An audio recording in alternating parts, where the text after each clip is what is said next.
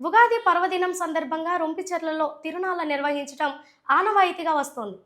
బాల త్రిపుర సుందరి సమేత శంకర స్వామి, మదన వేణుగోపాల స్వామి, సాయిబాబా దేవాలయాల వద్ద ప్రత్యేక ఏర్పాట్లు చేశారు. తెల్లవారుజాము నుంచే ప్రత్యేకంగా అభిషేకాలు, పూజా కార్యక్రమాలు నిర్వహించారు. గ్రామస్తులు 2 భారీ విద్యుత్ ప్రభలు ఏర్పాటు చేశారు. ఆలయం వద్ద దేవాదాయ శాఖ ఆధ్వర్యంలో రామిరెడ్డిపాలెం గ్రామానికి చెందిన కోలాటం ఏర్పాటు చేశారు. సాయిబాబా గుడిలో భక్తుల సహకారంతో అన్నదాన కార్యక్రమం నిర్వహించామని ఈవో వెంకటేశ్వరరెడ్డి తెలిపారు.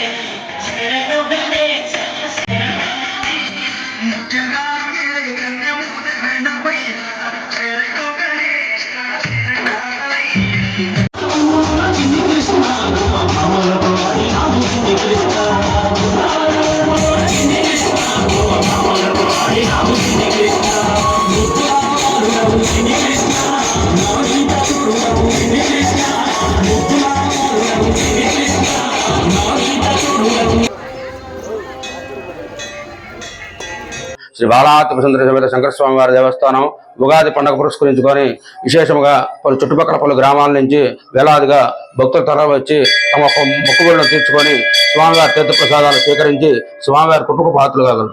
వంశాల గ్రామంలో ఏం చేస్తున్న శ్రీ శంకర స్వామి వారి తెల్లవారుజాము 4 గంటల నుండి విశేష అభిషేకాలు జరుగుతున్నవి.